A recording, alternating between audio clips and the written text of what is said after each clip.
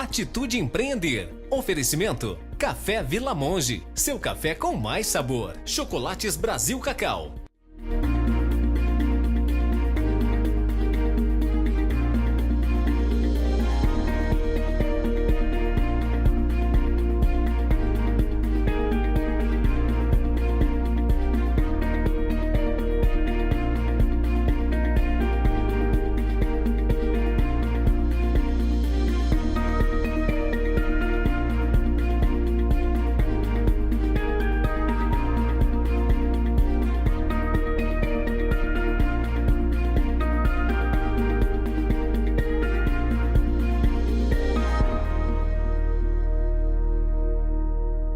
Olá! Hoje nós vamos falar sobre um assunto muito interessante, que é sobre vinho. E a pessoa que vai falar sobre esse assunto é Fábio Gregório, que é dono do bistrô Na Trilha do Vinho. O programa Atitude Empreender está no ar.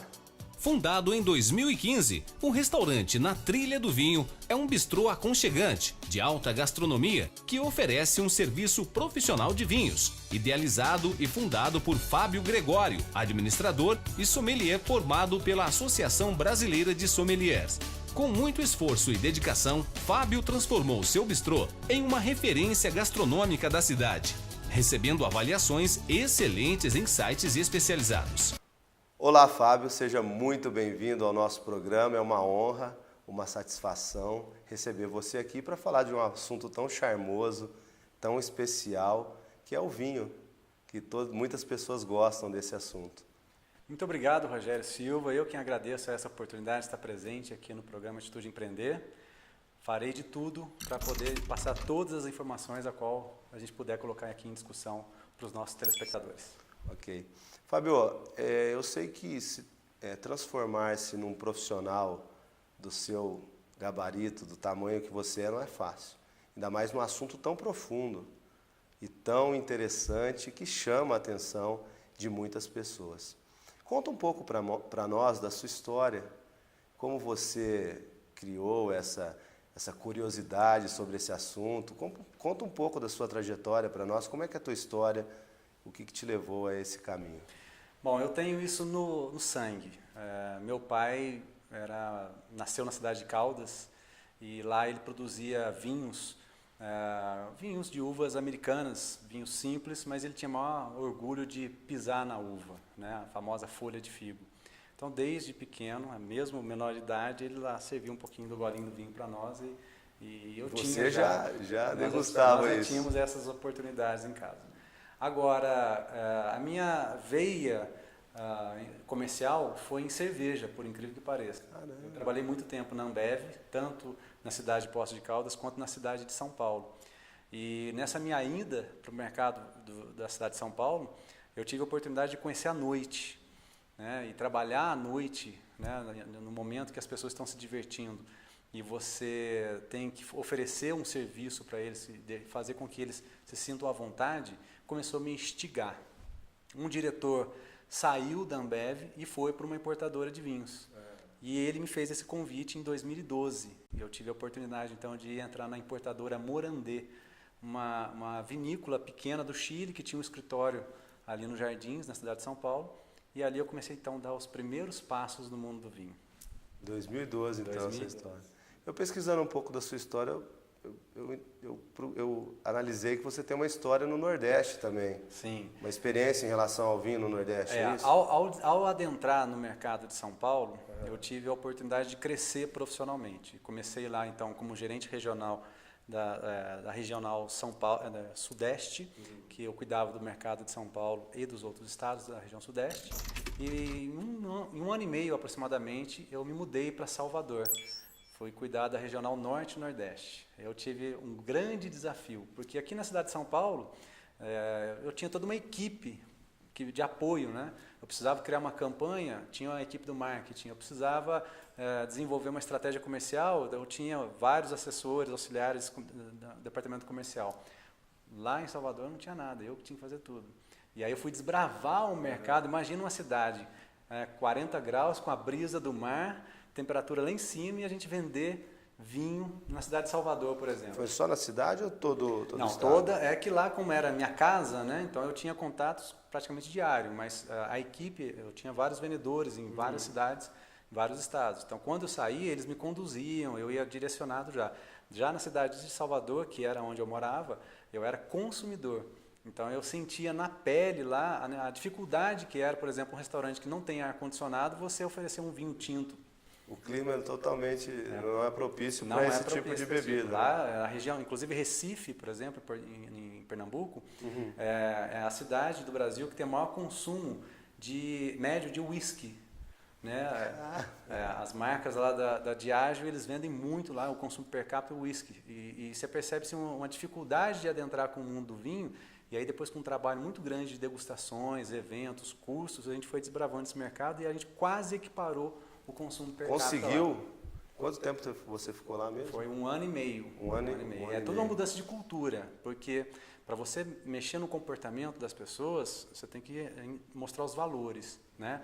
Lembrando que a gente está falando de bebida alcoólica, né? Então não existe nenhum tipo de apologia, a gente não quer incentivar as pessoas a consumirem bebida alcoólica.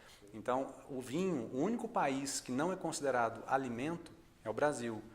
Óbvio que por questões tributárias, a balança comercial, se percebe que não existe muito interesse do nosso governo em transformar o vinho em alimento, porque isso a tributação cairia, né, e facilitaria muito aí o trabalho do vinho. Interessante, Fábio.